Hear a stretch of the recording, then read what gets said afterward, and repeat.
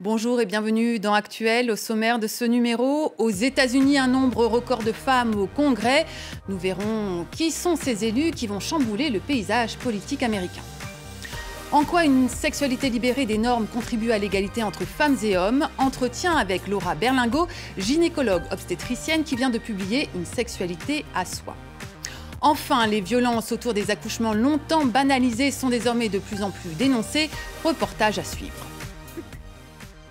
Elle ne représente qu'un quart des nouveaux élus du Congrès des États-Unis, mais il n'y a jamais eu autant de femmes pour représenter le peuple, côté démocrate comme républicain.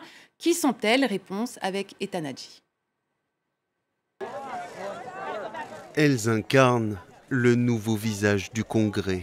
144 femmes siègent au Sénat et à la Chambre des représentants en ce début 2021. C'est du jamais vu dans l'histoire des États-Unis. Ce sont en grande majorité des élus démocrates. Cette année, elles sont au nombre de 106. Des figures féminines issues des minorités ethniques qui viennent chambouler le paysage politique. Au Nouveau-Mexique, par exemple, c'est un trio de femmes racisées qui représentera l'État à la Chambre des représentants. Dans le Missouri, la démocrate Cori Bush, figure du mouvement Black Lives Matter, devient la première femme noire à représenter cet État au Congrès. Cori Bush rejoint le quatuor du Squad, des élus très médiatiques depuis 2018 et adepte de la convergence des luttes progressistes. Les avantages à avoir plus de femmes élues à l'avenir sont nombreux. D'abord, il y a la dimension symbolique, le fait de pouvoir motiver plus de femmes pour qu'elles puissent envisager un jour d'être candidates. L'autre bénéfice est de regagner la confiance des électeurs, qui arrivent à s'identifier à leurs représentants politiques. Enfin, au niveau des débats, c'est important d'avoir les opinions des femmes, dans toute leur diversité. L'idée fait son chemin chez les Républicains aussi. 38 élus représenteront les couleurs du parti au Congrès. Des femmes qui défendent les valeurs traditionnelles, famille, travail et religion, et qui sont très éloignées des revendications portées par les mouvements féministes.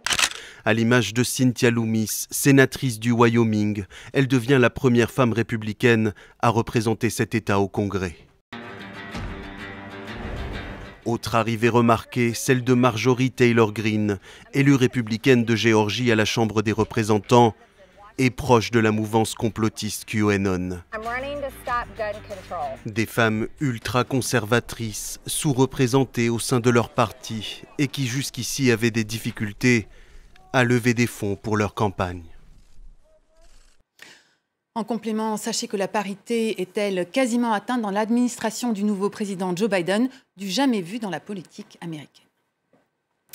En Irlande, les excuses du gouvernement et de l'Église catholique après la publication d'un rapport sur les foyers pour mères célibataires. Tombées enceintes hors mariage, ces femmes étaient ostracisées et placées dans des établissements religieux. Entre 1922 et 1998, 15% des bébés y sont morts en raison de négligence et de mauvais traitements. Le Premier ministre a déclaré que les jeunes mères avaient payé un prix terrible d'une culture, je cite, profondément misogyne et d'une société déformée en matière de sexualité et d'intimité. En Occident, on a tendance à estimer que la révolution sexuelle a eu lieu dans les années 70 avec la pilule et l'IVG, rééquilibrant les relations entre femmes et hommes. Or, notre invitée cette semaine estime qu'il reste encore beaucoup de chemin à parcourir.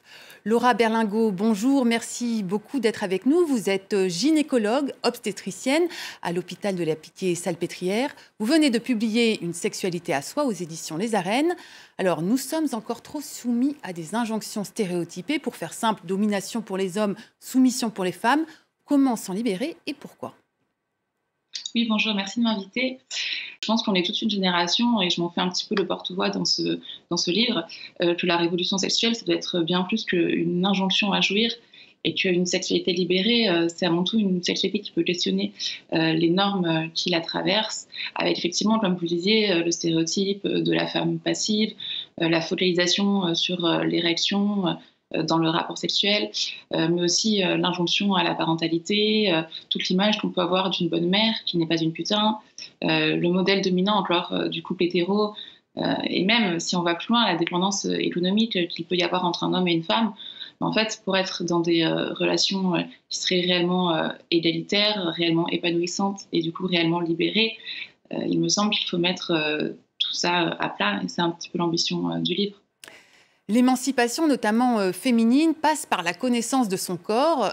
Un quart des adolescentes, notez-vous, ne savent pas qu'elles ont un clitoris. Et vous-même reconnaissez que vous en avez découvert l'anatomie exacte seulement en 2016. Comment est-ce possible ?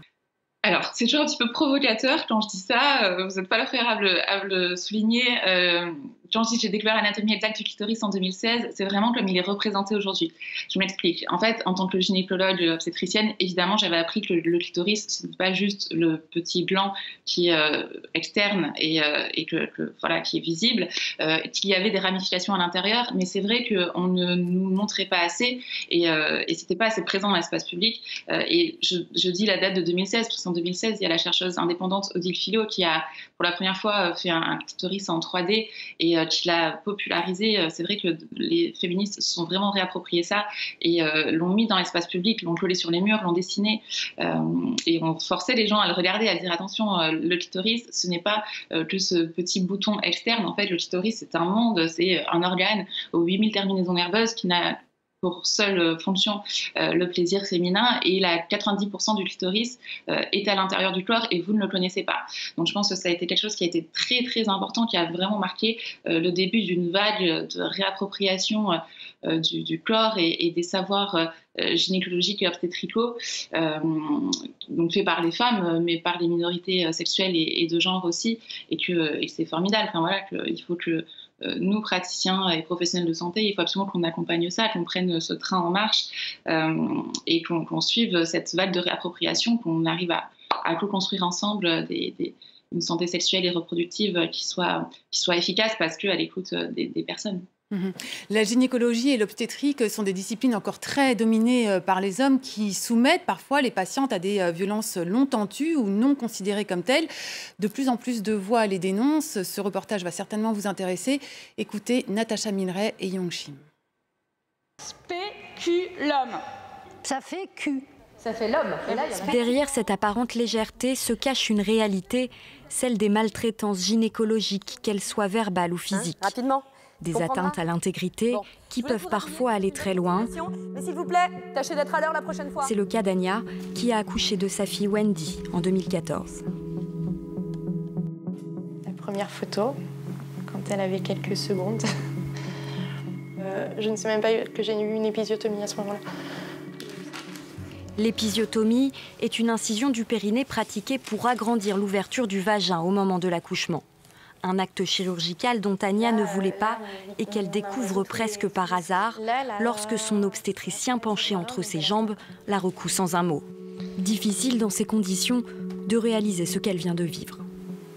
Je sais que quand je vais aux toilettes, ça me fait mal. Je sais que quand je m'assois, ça me fait mal. Mais je suis dans le déni total, j'ai pas mal et il n'y a pas de raison que j'ai eu d'épisiotomie en fait. Et donc un mois après, je vais voir ma sage-femme pour la rééducation. Et là, elle me dit... Par contre, il y a eu un point de trop. Et je dis comment ça, il y a eu un point de trop? Et elle me dit, vous avez eu ce qu'on appelle le point du mari. Le point du mari, une suture supplémentaire pour rétrécir l'entrée du vagin.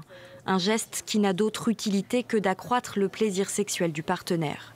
Et qui pour Anya marque le début de 5 ans de souffrance. C'est un abus de confiance de la part de ce médecin-là. C'est une mutilation au final. Une mutilation qui traduit de façon extrême le traumatisme de l'épisiotomie. Une pratique souvent utilisée pour gagner du temps, encore très largement répandue dans les maternités françaises, avec un taux moyen de 20%. Ici à Nanterre, le chiffre est très bas, moins de 0,3%. Pour le chef de service de la maternité, ce geste est rarement nécessaire. Nous, on a appris que finalement, les quelques secondes qu'on gagne, ça ne fait rien gagner de spécial, et que pour les patientes, ça change tout, parce que si elles n'ont pas d'épisiotomie, elles auront probablement moins mal. Aujourd'hui, la parole se libère, mais les traumatismes de ces femmes peinent encore à être reconnus. En 2018, le Haut Conseil à l'égalité déplorait un manque d'informations à l'égard des patientes, censé garantir un consentement éclairé. Laura Berlingot, est-ce que vous avez été surprise par ce reportage ? Bien malheureusement non, et en tant que femme et féministe, c'est très difficile à entendre. Ça me semble absolument inacceptable. Je dirais, enfin vraiment, il faut que les gynécologues, les obstétriciens arrivent à affirmer et à revendiquer que notre profession, elle est au service des femmes, qu'on n'est pas là pour nous ou qu'on n'est pas là pour servir le patriarcat et que du coup, il faut vraiment qu'on arrive à se remettre en question dans nos pratiques. Le mouvement MeToo a permis de libérer la parole dans plein de domaines. Quelles ont été ses conséquences en matière de sexualité ? MeToo, ça a été un tsunami.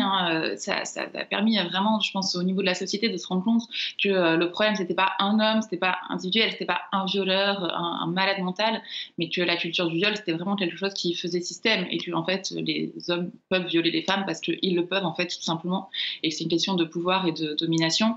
Et par ailleurs, MeToo, ça a permis aussi de libérer la parole sur plein d'autres sujets, comme on vient de le voir dans votre reportage. Et si aujourd'hui, on entend parler des violences gynécologiques et obstétricales, c'est grâce à MeToo et grâce au hashtag Paye ton utérus qui a inondé les réseaux sociaux en 2014. Et voilà, donc je pense que la libération de la parole des personnes, c'est toujours important, c'est toujours à écouter et c'est très utile dans le domaine de la sexualité comme de la santé. Merci beaucoup Laura Berlingot. Je rappelle donc le titre de votre livre, Une sexualité à soi, libérée des normes. Voilà, c'est la fin de ce numéro. Merci à toutes et à tous de nous avoir suivis. Surtout, n'hésitez pas à nous envoyer vos réactions et vos suggestions sur nos réseaux sociaux. À très vite.